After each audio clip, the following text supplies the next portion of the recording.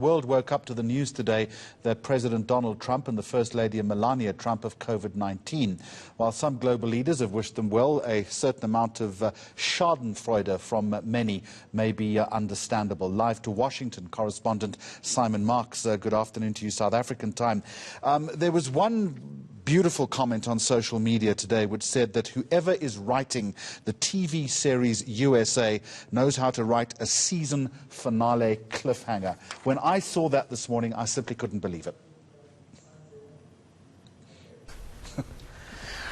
You and me both, Jeremy. I'm bound to say I have woken up to this news, having been so utterly exhausted by the raft of news that we've had over the last 4 weeks that I decided to get a decent night's sleep last night. What a mistake that was. The White House physician at 1:30 in the morning here, confirming, under pressure from journalists who were asking questions because rumours were circulating, that yes, indeed, the President of the United States and the First Lady both tested positive for COVID-19. This, of course, comes just a day after we learnt that the President's communications advisor, Hope Hicks, had contracted COVID-19. They had all travelled mask-free, of course, on Air Force One to a rally in Minnesota on Wednesday night. By the time Thursday dawned, President Trump told his colleagues at the White House that he was feeling very fatigued, very slow in terms of his energy levels. He thought it was just tiredness from Minnesota. Of course, we now know that it was COVID-19. And while I think everybody will be sending Donald Trump and Melania Trump and Hope Hicks and anybody else in the White House who tests positive, best wishes for a speedy recovery, there is no surprise to this news whatsoever. This has been absolutely inevitable. It was only a question of when, not if. This is someone who has consistently denied the seriousness of COVID-19 publicly, even when we now know that as early as February he knew that it was 5 times deadlier than the flu and could be airborne transmitted. This is someone who as recently as Wednesday night was engaging in utterly irresponsible, mask-free behaviour, addressing a rally with thousands of his supporters there. His family, we've just heard from Fox News, the moderator of the first TV debate, waved off an offer of face masks from the organisers of the debate at that event on Tuesday night here. It is a stunning, fresh example of the recklessness of this president and the recklessness of his entire White House. Simon, correct me if I'm wrong, but is there also an element of subterfuge here that we're not entirely sure what the timeline was as far as the initial contraction by Hope Hicks is concerned, when she might have passed it on to the president, or vice versa for that matter, and for how long they had it? Yeah, and it may well be, Jeremy, that they don't know at this point. I mean, I will point out there have been several figures inside the White House who have tested positive for COVID-19 previously, going back 2 and 3 months now. And they include, for example, the press advisor to Vice President Mike Pence, who also had been in and out of the Oval Office talking to President Trump at various points. I mean, Donald Trump and Vice President Mike Pence, and by the way, we've heard in the last few minutes that the Vice President has tested negative for COVID-19. They have continued about their business throughout this election campaign as though there was nothing to worry about.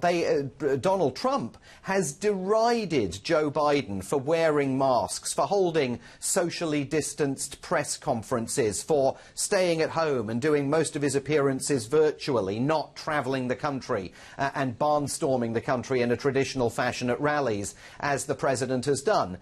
So this White House has not been a COVID-safe environment ever.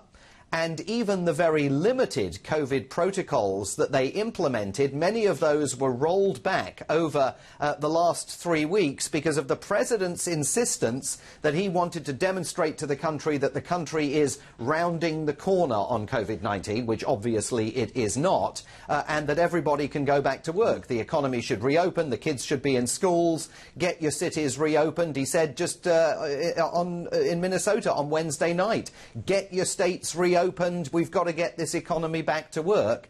And here he is now being absolutely felled by this for at least the next 2 weeks, which raises substantial questions about what happens next in this election campaign, because clearly he's going to be holed up at the White House for at least 2 weeks. Whether he's well enough to make video appearances, we do not know. But we are, as of tomorrow, 1 month away from this election, and the president's campaign has just been absolutely sidelined. It really does have a domino effect. Aside from the election, it also obviously has financial consequences. The oil prices reacted today, and there are also security consequences around this. Yes, I mean, there are all sorts of questions about what happens if this is a serious case of COVID-19 for the president. Will there be a point at which Mike Pence may be tapped to stand in for him on a temporary basis while he recovers from this?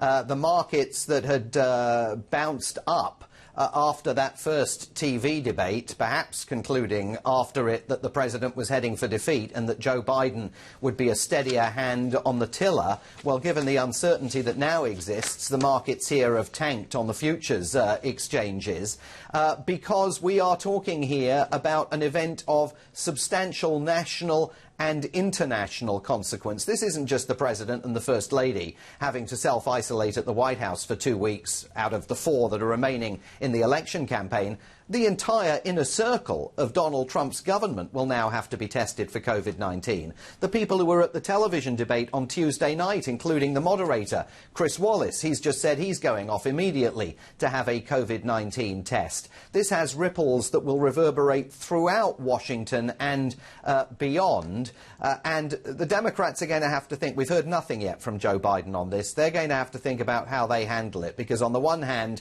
there is the need clearly to send the time-honoured message of, get well, Mr. President, to the White House. But on the other hand, this gives Joe Biden so much fresh ammunition to argue that the president hasn't just been reckless with his own health and the health of his family. He's been reckless with your health, the American people's health. And I suspect that behind the scenes, Democrats are thinking to themselves that this is going to help Joe Biden absolutely seal the deal on November the 3rd. And who knows what you'll be reporting tomorrow morning, Simon Marks, when you wake up, because it really is a roller coaster.